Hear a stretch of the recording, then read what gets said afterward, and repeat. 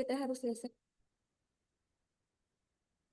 Oke, Bismillahirrahmanirrahim. Assalamualaikum warahmatullahi wabarakatuh. Good morning, everyone. Good morning, sir. So, we are from Group 7, including Fadia Nur'aini as the first speaker, and me, Melani Yuliastuti, as the second or last speaker. Because in our groups, we only have two speakers. Okay, so today we are going to present and talk about the topic language and social class ethnicity. And our presentations will take around 15 until 20 minutes, I think. And each of us will focus on the main aspect of this topic, like Fadia will begin with social class and access to language skills, also about learning, also about the ethnic diversity language in Indonesia. And finally, I will explain about the implications for teaching English in diverse classroom. So let's get started. So, Fadia, the floor is yours. Thank you, Melanie. To begin with, I will talk about social class and access to language learning.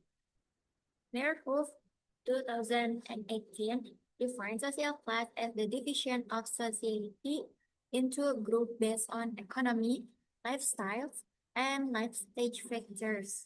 In addition, social class is also formed by similarities and differences that exist among people.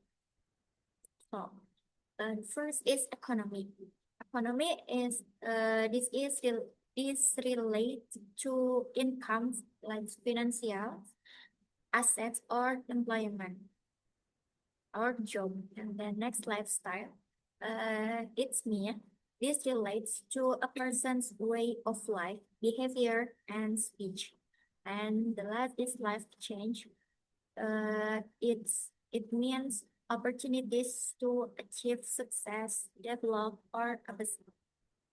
This opinion is Weber's theory and is supported by sociolinguists, where the main point is that social class is influenced by social action, which ultimately result in the 3 points above.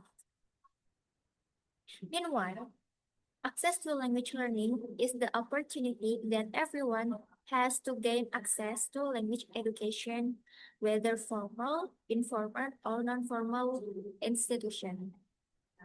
Thus, the correlation between social class and access to language learning is that social class greatly determines a person's opportunity for access to language learning in order to gain access to standard variety of language.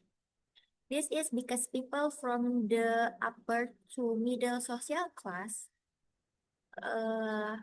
usually have great opportunities to access language learning, whether formal or informal language use, and even a very adequate social environment.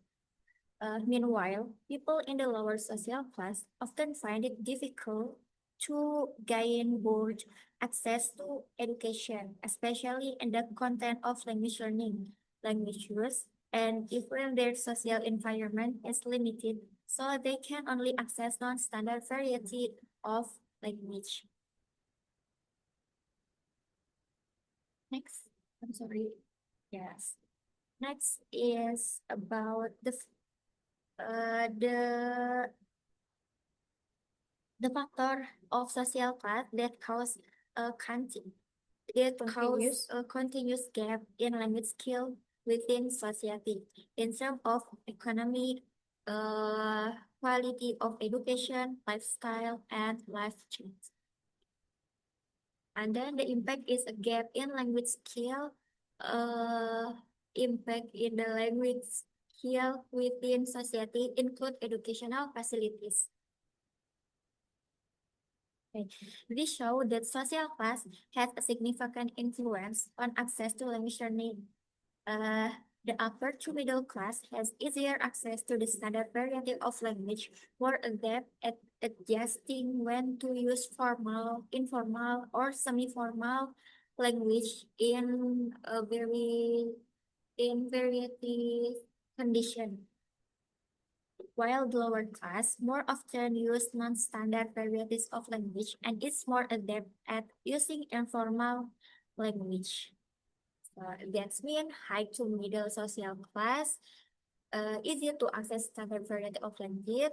However, lower social class they only have non-standard varieties of language.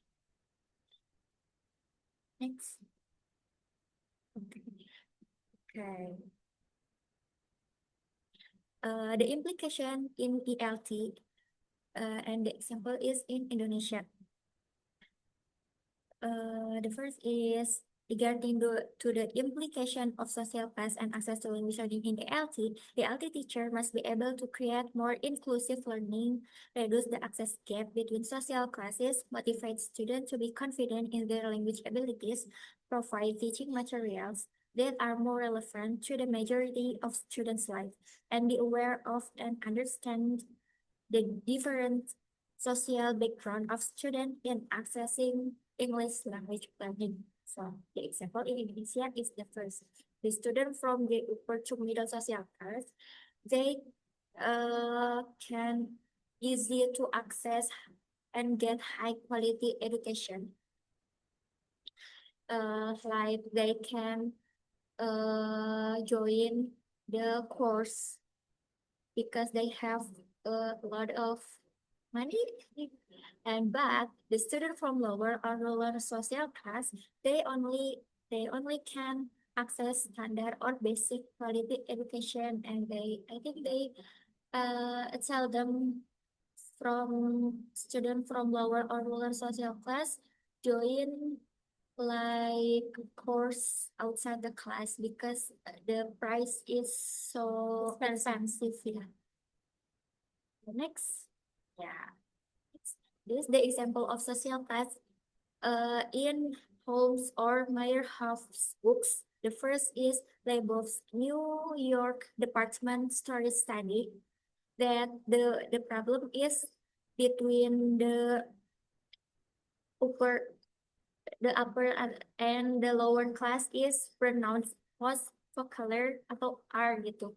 For the example, the employee from high class, they can say standard accent in American, based on in American, like fourth floor. But for the lower class, they like they hard to use apa R only for floor like that. And the second is Turgill's Norwich study, UK. The problem is pronouncing of ing verb. For example, is like if you from employed from a high class, they usually saying of working, but the employee from lower class, they cannot saying in the verb only like that. And then, so in addition to differences in pronunciations, social class also influence styles and registers.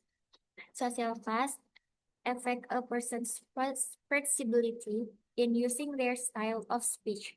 The middle and upper classes are usually more adept at switching between formal and informal styles of language, while the working class tend to be more attached to non-standard or informal form and find it difficult to switch to the formal language. Sometimes the lower class can be too forceful in using the standard variety in order to sound more prestigious, or it is called the crossover effect. I think that's the first material. So the next material is about ethnic diversity and language in Indonesia. In Indonesia, is known as one of the countries with the greatest ethnic and linguistic diversity in the world. According to the 2020 census penduduk from BPS, there are more than 1,200 ethnic groups spread across two archipelago. Each ethnic group has its own culture identity, including a regional language that serves as marker of identity. For example, speaking Batak is often considered a symbol of Batakness, while Sunda is a strong marker or a strong identity of Sundanese people like us. Like us. Okay. And then, in addition, in Indonesia has around 718 regional languages. These languages are used at home, at school, in communities, and in everyday tradition. However, for inter-ethnic communication, Indonesian. Indonesian serve as both the national language, and a lingua franca that unites various ethnic groups. And the next will explain by Melani. Okay, so after we know what the several informations of the background knowledge and also the examples of the cases in the social cultural or social ethnicity in the diverse classroom, we also wanted to talk about an interesting phenomenon is the shift of the language. Okay, so I will explain about the implications also of the diversity and the languages in Indonesia. Okay, so an interesting and an interesting phenomenon is the shift in language. Like urbanizations and modernizations have encouraged the younger generations to use Indonesians more than original languages, especially in the big cities such as Jakarta or in a rural Jakarta or in other big city like Bandung or Surabaya. Okay. And in rural or remote areas, the use of regional languages is still strong, but the younger generation it's still tends to switch to Indonesians or can mix it. So this raises concern about the loss of regional language, which is turn weakness, ethnicity, and identity. So, in the context of ELT or English language teaching, this ethnic and linguistic diversity is very important. Why? Because classroom in Indonesia often contains students from different ethnic background, right? And the native languages. Some students might be accustomed to code switching between their regional language and Indonesian. So English textbooks used in school prior to the independent curriculum sometimes fail to represent Indonesia's ethnic diversity. However, this changed with the introductions of the independent curriculum, in which English textbooks are more dominant in their local content. And therefore, English teachers need to remain mindful of ethnic and linguistic diversity in the classroom. Because teacher can use materials that represent a various cultures in Indonesia, right? And provide or including a space for students to share their cultural backgrounds and encourage mutual respect. So in this way, English learning will be becoming not only a means of global communications, but also a medium for preserving a local identity. And the next one, or the last one of this session's material is about the implications for teaching English in diverse classroom. So, did you know that uh, th- this discussion is based on the ideas from Janet Holmes, an introduction to social linguistics, and Miriam Meyerhoff introducing social linguistics. So, did you know that The first one is about language and social class. Okay, as Holmes in 2013 points out, language use often reflects social class differences. For example, like access to certain varieties of English is often tied to social status. In the classroom, this means that students from the higher socioeconomic backgrounds may have uh, more exposure to standard English, while those from the lower backgrounds may rely on the local varieties uh, or the school environment.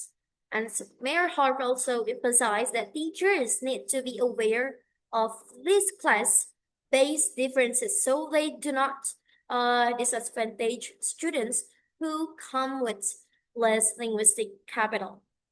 And the real practice example is like the teachers can mix abilities classroom, like can provide an additional scaffolding by using a visual aids, simplified text, or peer tutoring.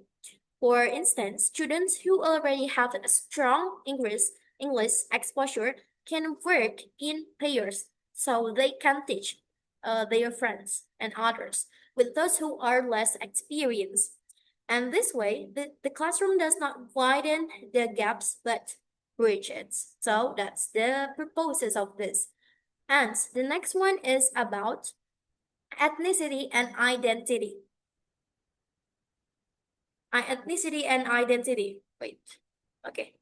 So, Holmes highlight that language is strongly connected to ethnic identity. Students may use their ethnic language or dialects to express solidarity and belonging. And however, in English classroom, these varieties uh, are sometimes stigmatized, right? And Mayor Hoff it reminds us that linguistic diversity should be seen as a resource rather than a barrier. It can be a barrier for the English language teaching. And for teachers, this means acknowledging and respecting students' ethnic identities while encouraging them to engage with the English. For example, a teacher can design a speaking activity where students compare proverbs or idioms for their mother tongue with English equivalents. For example, an Indonesian student may share the proverb sedikit-sedikit lama-lama menjadi bukit and then connect it with the English phrases many a little makes a miracle. Many a little makes a miracle. This validates their cultural identity while practicing the English languages. And this is about the teaching implications of the diverse classroom, right? So we also questioning about what is the challenges that teacher face with the students of the different social or ethnic background. Is it hard? Yeah, of course, because it's diverse cultural, diverse ethnicity and social background in the class. So how can we deal with that and how the teachers will solve with that? Okay, so, from this sociolinguistic perspective, there are several key implications for English teaching in diverse classroom. The first one is about teachers should validate students' linguistic background rather than trying to erase them. So we have to validate the student's background. And the next one is use inclusive materials that represent a multiple cultural and ethnic group. And also encourage a collaborative learning, like a group project like bilingual class, like magazines or something like that, or even the presentations. And then we can also develop students' critical language awareness. Why? Because they will be understand how the languages reflects power relations, like as Holmes discussed to us in their books, in the context of sociolinguistic inequality. So teachers can apply in these simple ways like using inclusive materials from different culture, not only just in the ones or a dominant culture, in several cultures. And encouraging group projects like a bilingual magazine and raising a critical awareness um, by discussing how English accent are judged. And this helps students learn language while also valuing a diversity. So, to conclude, as both home and mayor have suggest, language differences across social class and ethnicity deeply affect educational experience. And teacher should not only teach us English as a set of grammar rules, but also as a social practice that values a diversity. And by doing so, English learning becomes more equitable and inclusive or even enjoyable. Thank you. Okay. And for the closing will be delivered by Fadia. Thank you very much for your attention. To summarize, we have discussed three important points about language and social class or ethnicity. First, social class and access to language learning. Second, ethnic diversity and language in Indonesia. And the third, implications for teaching English in diverse classrooms. We hope our presentation has given you a clear understanding of how this topic related to social, linguistics, and English education in Indonesia. If you have any question or feedback, we would be happy to discuss them. And don't forget to write on the column Comments column. comments column. And thank you very much. See you next time. And I'm so sorry if we have so much mistakes for these presentations. So thank you. Wassalamualaikum warahmatullahi wabarakatuh. Melani and Fadia are out. Bye.